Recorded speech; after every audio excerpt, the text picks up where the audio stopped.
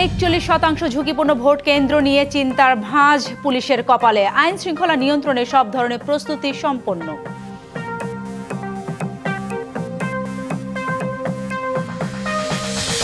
ভোটের প্রচারে প্রাণবন্ত বাংলাদেশ। জামায়াতের এক প্রার্থীর আচরণ প্রমাণ করে তারা ক্ষমতায় গেলে ফ্যাসিস্ট হয়ে উঠবে, অভিযোগ মির্জা ফখরুলের।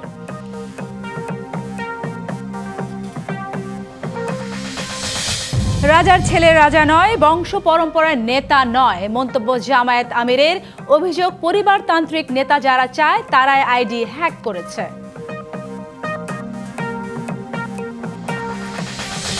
নিউমুরিং কন্টেনার টার্মিনাল ইজারার প্রতিবাদে ৬ষ্ঠ দিনের কর্মবিরতিতে অচল চট্টগ্রাম বন্দর। উপদেষ্টার গাড়ি বহর আটকে বিক্ষোভ।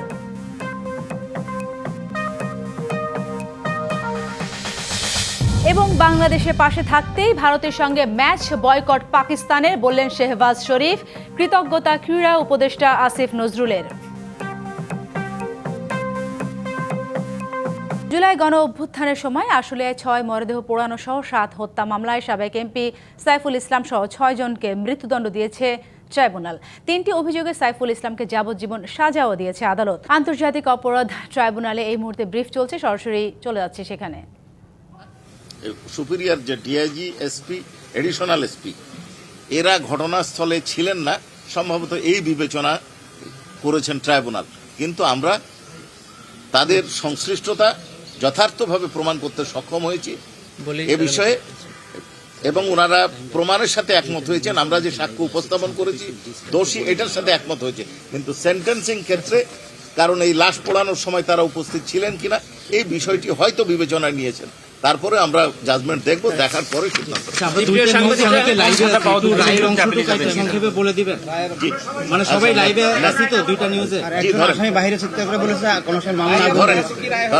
জি, আজকে আন্তর্জাতিক অপরাধ ট্রাইব্যুনাল ২ তার প্রথম রায়ে ঘোষণা করেছেন। সেই রায়ে মোট আসামি ছিল ১৬ জন।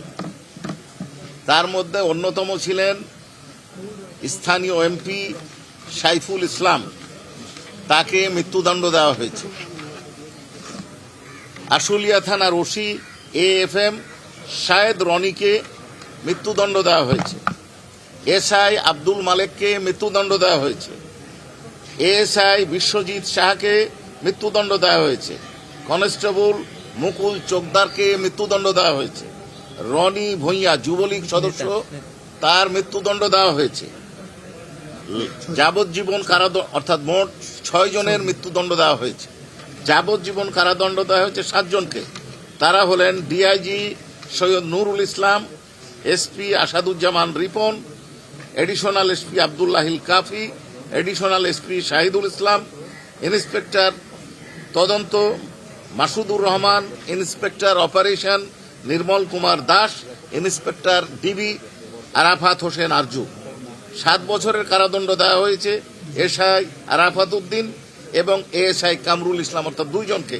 এবং অপর আসামি এসআই আফজালুল হক, তিনি ট্রু এবং ফুল ডিসক্লোজার করে অনারেবল ট্রাইব্যুনাল যে শর্ত দিয়েছিলেন যে পূর্ণাঙ্গ সত্য প্রকাশ করবেন ঘটনার, সেইটা প্রকাশ করায় তাকে মুক্তি দেওয়া হয়েছে। সুষ্ঠু নির্বাচন করতে যা করা দরকার তা করতে আইন শৃঙ্খলা বাহিনীর পাশাপাশি সেনাবাহিনী প্রস্তুত রয়েছে। নির্বাচনে যে কোনো ধরনের সহিংসতা ও নাশকতা প্রতিরোধেও প্রস্তুত তারা। সকালে ব্রিফিংয়ে সেনা সদরের পক্ষে এসব কথা জানানো হয়েছে। আর আলাদা ব্রিফিংয়ে বিমান বাহিনীর প্রধান জানিয়েছেন, জাতিকে অনুকরণীয় একটি নির্বাচন উপহার দিতে প্রতিজ্ঞাবদ্ধ ও প্রস্তুত রয়েছেন তারা। ত্রয়োদশ জাতীয় সংসদ নির্বাচন গ্রহণযোগ্য ও অংশগ্রহণমূলক করতে দায়িত্ব পালন করছে বিমান বাহিনী। এজন্য সকালে কুর্মিটোলায় বাসার ঘাঁটিতে নির্দেশনামূলক বক্তব্য দেন বাহিনী প্রধান air chief marshal Hasan Mahmud Khan. জানান, নির্বাচনের দিন যে কোনো পরিস্থিতিতে দৃশ্যমান থাকবে তারা, কোনোভাবেই পক্ষপাতিত্ব করা হবে না। বিমান বাহিনী 12 ফেব্রুয়ারি অনুষ্ঠিতব্য জাতীয় সংসদ নির্বাচনকে নিরবিচ্ছিন্ন, বিশ্বাসযোগ্য ও অংশগ্রহণমূলক করার লক্ষ্যে সকল দায়িত্ব পালনে সম্পূর্ণরূপে প্রস্তুত, যতটুকু ক্ষমতা আছে সেই ক্ষমতার ব্যবহার করে।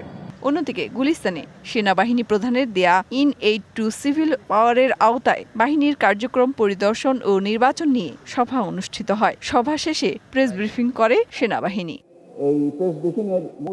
জানানো হয়েছে এবারের নির্বাচন সুষ্ঠু করতে সেনাবাহিনীর 1 লাখ সদস্য মোতায়েন থাকবে। যে কোনো পরিস্থিতি মোকাবেলায় প্রস্তুত আছে বাহিনী। সকলে সমন্বিতভাবে একটি সুন্দর এবং অবাধ নির্বাচন অনুষ্ঠানের জন্য বদ্ধপরিকর। তো এই দুইটা মেসেজ স্যার দিতে চেয়েছেন সবার সঙ্গে মত বিনিময় করে।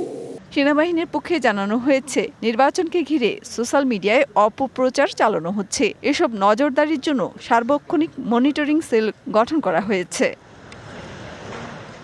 মেহের বনি, ডিবিসি নিউজ, ঢাকা। আগামীকাল নির্বাচনে ইশতেহার ঘোষণা করবে বাংলাদেশ জাতীয়তাবাদী দল বিএনপি। রাজধানীর একটি হোটেলে এর ঘোষণা করবেন দলের চেয়ারম্যান তারেক রহমান। যতদূর জানা গেছে 31 দফাকে মূল ভিত্তি ধরে জুলাই সনদ ও তরুণদের আকাঙ্ক্ষাকে গুরুত্ব দেওয়া হচ্ছে ইশতেহারে। জায়গা পাচ্ছে ফ্যামিলি হেলথ ও কৃষক কার্ডের মতো জীবন ঘনিষ্ঠ সেবা পরিকল্পনা। নির্বাচিত হলে প্রথম 100 দিনের মধ্যে 1 কোটি লোকের কর্মসংস্থান এবং বিচার বিভাগের স্বাধীনতা সহ রাষ্ট্র গঠনের নানা চমক থাকছে। দলের প্রতিষ্ঠাতা সাবেক প্রেসিডেন্ট শহীদ জিয়াউর রহমানের 19 দফা ও প্রয়াত চেয়ারপারসন বেগম খালেদা জিয়া ঘোষিত ভিশন 2030 এর রূপরেখা সংযোজিত সেই সম্ভাব্য ইশতেহারে 18 থেকে 33 বছর বয়সী প্রায় 4.5 কোটি যুবকের কর্মসংস্থান ও বেকার ভাতার মতো জনমুখী এবং জীবন ঘনিষ্ঠ সেবার বিষয়গুলো বিশেষ জায়গা পেয়েছে। আমাদের সর্বশেষ জনসভা যেখানে প্রধান অতিথি হিসেবে দলের চেয়ারম্যান জনাব তারেক রহমান সাহেব উপস্থিত থাকবেন। ঢাকা মহানগরীর সর্বশেষ আমাদের জনসভার সর্বশেষ যে জনসভাটি হবে আমাদের চেয়ারম্যানের, সেটি হবে 8ই ফেব্রুয়ারি রবিবার। যারা পরিবারতান্ত্রিক ক্ষমতা চায় তারাই তার আইডি হ্যাক করেছে, এমন অভিযোগ করেছেন জামায়াত ইসলামের আমির ডাক্তার শফিকুর রহমান। নওগাঁ শহরের এ টিম মাঠে আয়োজিত নির্বাচনী জনসভায় তিনি আরো বলেন, জামায়াত চাঁদাবাজি ব্যাংক ডাকাতি করে না, কাউকে করতেও দিবে না। জামায়াত ক্ষমতায় গেলে উত্তরবঙ্গ কৃষি শিল্পের রাজধানী বলেও জানান তিনি। আমরা চাই, আল্লাহর কাছে দোয়া করি, শুধু রাজার ছেলে রাজা নয়, বংশ পরম্পরায় নেতা নয়, বরঞ্চ আজকে যিনি কঠোর পরিশ্রম করে রিক্সা চালান, নুন আনতে যার পাট্টা পুরায়, তারও যদি মেধাবী ছেলে থাকে, সেই মেধাকে বিকশিত করে আল্লাহর কাছে দোয়া করি ওই গড় থেকে আগামীর প্রধানমন্ত্রী যেন বের হয়ে আসে। ইনশাআল্লাহ 12 তারিখের প্রথম ভোট হা, এই হা বলে বার্তা দিয়ে দিবে এখন থেকে মানবিক বাংলাদেশও হা। সমস্ত জনগণকে নিয়ে ইনশাআল্লাহ আমরা হাকে বিজয়ী করব। ভোট উৎসবের অপেক্ষায় বাংলাদেশ। নির্বাচনী প্রচারণায় কাঁপছে সব দিক। জনসভা পথসভার পাশাপাশি প্রার্থীরা করছেন গণসংযোগ, ছুটছেন ভোটারের দাঁড়ে দাঁড়ে, ভোটারকে বুকে জড়িয়ে ধরে শুনছেন সুখ দুঃখের কথা, মেতে উঠছেন কথার লড়াইয়ে। প্রচারণায় নিয়ম ভাঙলেও নির্বাচন কমিশন কার্যকর ব্যবস্থা নিচ্ছে না অনেক জায়গায়। শহর থেকে গ্রাম, পাড়া, মহল্লা, অলিতে গলিতে একটাই সুর, ভোট চাই ভোটারের, দোয়া চাই সকলের। বাজছে মাইক, গরম হচ্ছে হাওয়া। ঢাকা 14 আসনের জামায়াতে ইসলামীর প্রার্থী সকালে দক্ষিণ বিশিল এলাকায় গণসংযোগ করেন। অভিযোগ তোলেন অনিয়ম নিয়ে। প্রশাসনকে একদিকে ঝুঁকে পড়তে দেখছি, একই কারণে জামায়াত এবং বিভিন্ন স্বতন্ত্র প্রার্থীদেরকে আচরণবিধি লঙ্ঘনের জন্য তাদেরকে ফাইন করা হচ্ছে। আবার ওদিকে একটি বড় দল দেদারস আচরণবিধি লঙ্ঘন করছেন, তাদের প্রতি কোনো ভ্রুক্ষেপ নেই। পুরান ঢাকার উর্দু রোড এলাকায় ভোট চাইতে নামেন ঢাকা 7-এর জামায়াত প্রার্থী এনায়েতুল্লাহ। খুলনা প্রেস ক্লাবে নিজ নির্বাচনী এলাকার ইশতেহার ঘোষণা করেন খুলনা 5 আসনের জামায়াত প্রার্থী মিয়া গোলাম পরোয়ার। লক্ষ্মীপুর 3 আসনের বিএনপি প্রার্থী শহীদউদ্দিন চৌধুরী অ্যানি। চন্দ্রগঞ্জ এলাকায় উঠান বৈঠকে তিনি অভিযোগ করেন নির্বাচনের পরিবেশকে ঘোলাটে করতে একটি পক্ষ ষড়যন্ত্র করছে। আপনাদের আবদার এবং আপনাদের আমানত রক্ষা করে যেন আপনাদের পাশে থাকতে পারি, সেই মনোবল এবং সাহস যোগাবেন। ঠাকুরগাঁওয়ের ফাড়াবাড়ি উচ্চ বিদ্যালয় মাঠে নির্বাচনী সভায় প্রতিপক্ষ দলের এক প্রার্থীর আচরণের সমালোচনা করেন বিএনপি মহাসচিব। জামায়াতে ইসলামকে জিজ্ঞেস করবেন যে এই দেশটার স্বাধীনতার সময় আপনার কি ভূমিকা ছিল, কি যুদ্ধ করছে, আপনি যে মুক্তিযুদ্ধ করছে।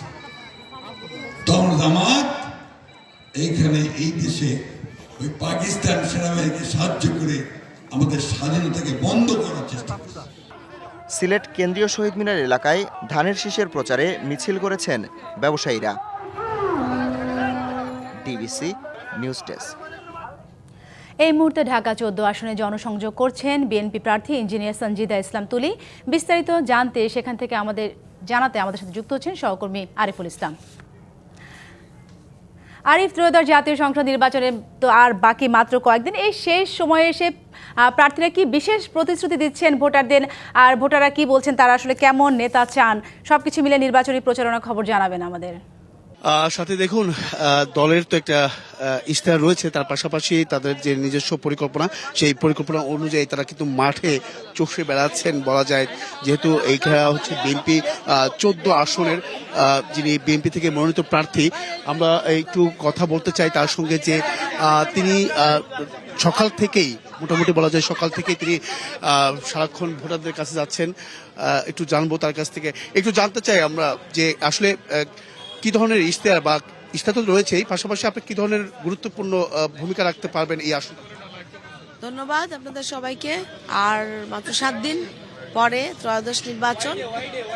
তো ঢাকা 14, মিরপুর, শাহালি, দারুসালাম, রূপনগর আংশিকের এবং আমাদের দুটো ইউনিয়ন আছে বনগাঁও, কাউন্দিয়া, এই সর্বসাধারণ এলাকাবাসী যারা আছেন তারা যে প্রতিকূলতাগুলো ফেস করছেন, যে জনদুর্ভোগের মধ্যে আছেন, আমাদের ইশতেহারে তাদের প্রতিফলন হয়েছে। আমরা সেটা নিয়েই কথা বলছি, যেটা আমরা ইনশাল্লাহ করতে পারবো। কতটুকু সাড়া পাচ্ছে?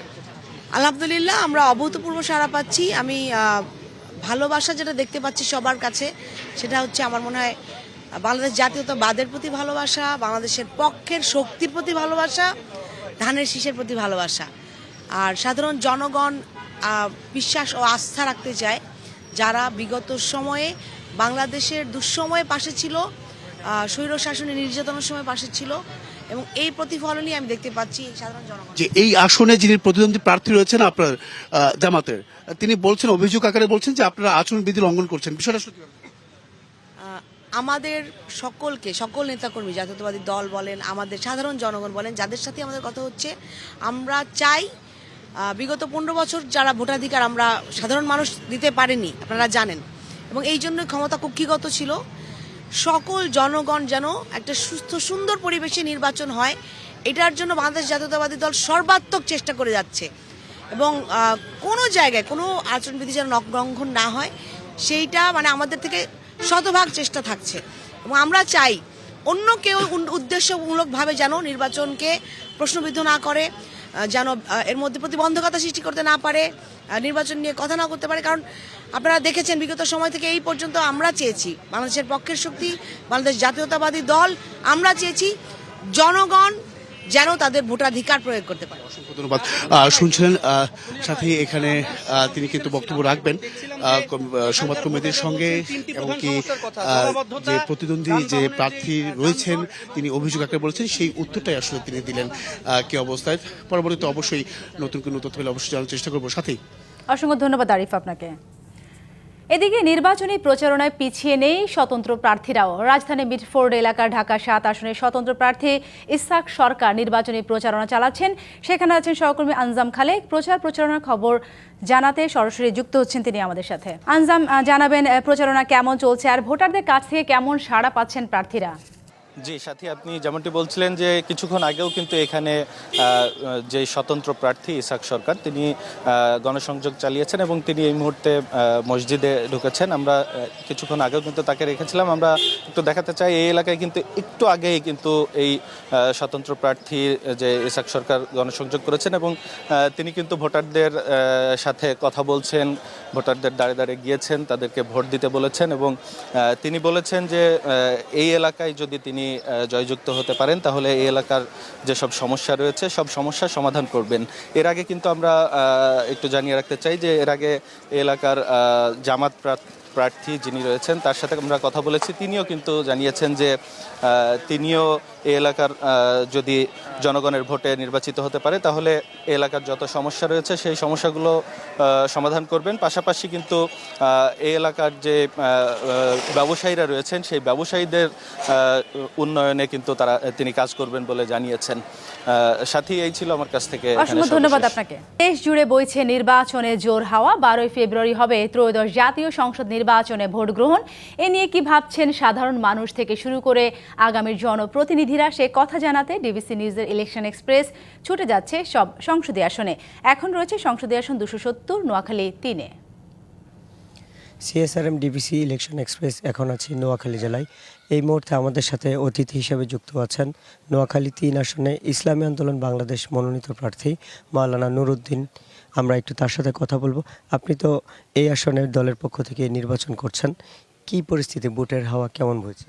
জনগণ আসলে বিগত দিনের প্যাসিস্টদের আচরণ দেখেছে বা বিগত দিনের ক্ষমতায়ন জনগণ দেখেছে।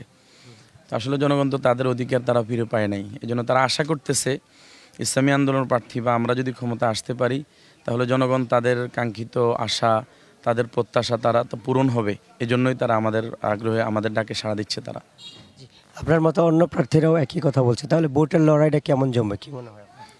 ভোটের লড়াই আমার বেগমগঞ্জের কথা আমি বলি, খুব ভালোই জমবে। তবে এখনও কিন্তু আমরা আশঙ্কা মুক্ত নই, এখনও ভোটটা প্রশ্নবিদ্ধ হওয়ারও সম্ভাবনা রয়েছে প্রশাসনিক সহ বিভিন্ন দিক থেকে। তবে জনগণের তৃণমূল দিক থেকে আমরা ভালো সাড়া দেখতেছি। প্রশাসনের সাথে কি যোগাযোগ হচ্ছে আপনাদের এবং তারা কি পদক্ষেপ নেয় আপনারা এইসব? প্রশাসনের সাথে যোগাযোগ হচ্ছে, এখন পর্যন্ত প্রশাসন আমাদেরকে বলছে ওনাদের সহযোগিতা ওনারা আমাদেরকে করবে সুবিধা অসুবিধা জানানোর জন্য, কিন্তু আলহামদুলিল্লাহ এখন আমরা ওনাদের শরণাপন্ন হওয়া লাগে নাই, এমনি যোগাযোগ হচ্ছে, ওনাদের সাথে কন্টিনিউ যোগাযোগ আছে আমাদের।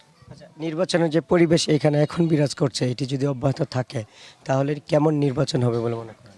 জি, বর্তমান যে পরিবেশ এখন আমরা দেখতেছি চলমান, এটা যদি থাকে নির্বাচন পর্যন্ত এবং এভাবেই যদি চলে, আশা করি ভালো একটা নির্বাচন হবে। জনগণ যদি আপনাকে রায় দেয়, আপনি যদি নির্বাচিত হন, তাহলে মানুষের জন্য কি করবেন? আপনার মাস্টার প্ল্যান কি? জি আলহামদুলিল্লাহ, আসলে আমাদের মূল মাস্টার প্ল্যান তো হলো 1 নম্বর যেটা, আমরা ইসলামী শরিয়া কায়েমের মাধ্যমে দেশে শান্তি চাই। আমার সবশেষ প্রশ্ন, যদি নির্বাচিত না হন তাহলে মানুষের জন্য কিভাবে কাজ করবেন? আমরা না হলেও ইনশাআল্লাহ বিজয় না হলেও আমরা জনগণের পাশে আছি, থাকবো। জনগণ আমাদের বন্ধু, আমরা জনগণের খাদেম হিসেবে কাজ করবো ইনশাআল্লাহ। আমাদের সাথে যুক্ত হওয়ার জন্য আপনাকে অসংখ্য ধন্যবাদ। সিএসআরএম ডিবিসি ইলেকশন এক্সপ্রেস আরও কিছুক্ষণ থাকবো এই জেলা এবং পরবর্তীতে নতুন কোনো প্রার্থী নিয়ে আপনাদের সামনে আবারও হাজির হব। ততক্ষণ আমাদের সাথে থাকুন, ভালো থাকুন। বিদেশিদের কাছে লিজ দেওয়ার প্রতিবাদে টানা কর্মবিরতিতে অচল চট্টগ্রাম বন্দর। এরই মধ্যে বন্দরে কার্যক্রম পরিদর্শন করতে গিয়ে বিক্ষোভের মুখে পড়েন নৌ পরিবহন উপদেষ্টা। পরে পুলিশ পাহারায় বন্দরের শীর্ষ কর্মকর্তাদের সঙ্গে বৈঠক শেষে উপদেষ্টা জানিয়েছেন সিদ্ধান্ত পরে জানানো হবে। চট্টগ্রাম বন্দর এলাকা থেকে আমাদের সাথে সরাসরি যুক্ত হচ্ছেন সহকর্মী মাসুদুল হক। মাসুদ, জানাবেন বন্দরের শীর্ষ পর্যায়ে কর্মকর্তাদের সাথে নৌ পরিবহন উপদেষ্টার বৈঠকের বিষয়ে কোন তথ্য আপনি পেয়েছেন কিনা? এছাড়া শ্রমিকরা কি বলছে, তারা এই কর্মবিরতি আরও কতদিন চালিয়ে নেবে বা কি তাদের কর্মবিরতি বা তাদের পরবর্তী পরিকল্পনা কি?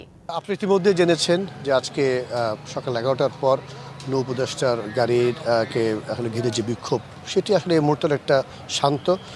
উপদেষ্টা একটু আগে চট্টগ্রাম বন্দর থেকে তিনি বেরিয়ে গিয়েছেন, তিনি এই মুহূর্তে রয়েছেন বোট ক্লাবে। হয়তো তিনি জানিয়েছেন দুপুর 2টার পর তিনি এখানে আসবেন। এখানে যারা আন্দোলনকারী তাদের সাথে একটি বৈঠক হওয়ার কথা রয়েছে, তবে যারা আন্দোলনকারী তারা কিন্তু এই বৈঠকে তারা যোগ দিচ্ছেন না, কারণ তারা যেটি বলছেন তাদেরকে তার নিরাপত্তার সংখ্যার কথা তারা যেটি বলছেন, তারা এই বৈঠকে যোগ দিবেন না। আপনারা দেখছেন আমি এই মুহূর্তে রয়েছে বন্দর ভবনের সামনে। এখানে প্রচুর আইনশৃঙ্খলা বাহিনী এখানে মোতায়েন করা হয়েছে যাতে কোনো ধরনের অনাকাঙ্ক্ষিত কোনো ঘটনা না ঘটে। এবং ইতিমধ্যেই আপনারা জানেন গত 6 দিন, অর্থাৎ আজকে সহ গত 6 দিন ধরে চট্টগ্রাম বন্দরে চলছে অচলাবস্থা। দেশের যে অর্থনীতির যে সমৃদ্ধির স্বর্ণদ্বার বলা হয় বা দেশের অর্থনীতির লাইফলাইন খ্যাত চট্টগ্রাম বন্দর কিন্তু সকল ধরনের কার্যক্রম বন্ধ। এর ফলে আমদানি রপ্তানি বাণিজ্য কিন্তু স্থগিত দেখা দিয়েছে। কোনো ধরনের পণ্য কিন্তু আমদানি বা রপ্তানি হচ্ছে না। এর ফলে বন্দর ব্যবহারকারী বা যারা এখানে যারা আমদানি রপ্তানিকারক যারা ব্যবসায়ীরা আছেন তারা আসলে পড়েছেন নানা সমস্যার মধ্যে। তারা যেটা বলছেন দ্রুত সমস্যার সমাধান করা না গেলে হয়তো এই পরিস্থিতি আরও দিন দিন খারাপ হবে। এবং এই মুহূর্তে আমরা জেনেছি চট্টগ্রাম বন্দরে প্রায় 140টির অধিক জাহাজ বিভিন্ন পণ্য নিয়ে অপেক্ষা করছে। এর মধ্যে প্রায় 25টির অধিক জাহাজে রয়েছে বিভিন্ন খাদ্যপণ্য। আপনারা জানেন আর কয়েকদিন পরে পবিত্র রমজান মাস শুরু হবে এবং এই রমজান মাসের যে খাদ্যপণ্যের চাহিদা তার অনেক বেশি আমদানি করা হচ্ছে, কিন্তু জাহাজ থেকে সেই পণ্য কিন্তু খালাস করা যাচ্ছে না। তো যেমনটি বলছিলাম, আর একটু পরে চট্টগ্রাম বন্দর ভবনে নৌ উপদেষ্টা আসার কথা রয়েছে এবং যারা আন্দোলনকারী তাদের সাথে একটি বৈঠক হবে। সেই বৈঠকের পর আমরা হয়তো আপনাদেরকে আপডেট খবর জানাতে পারবো। এই ছিল আমার কাছে চট্টগ্রাম বন্দর থেকে সর্বশেষ খবর। অসংখ্য ধন্যবাদ আপনাকে।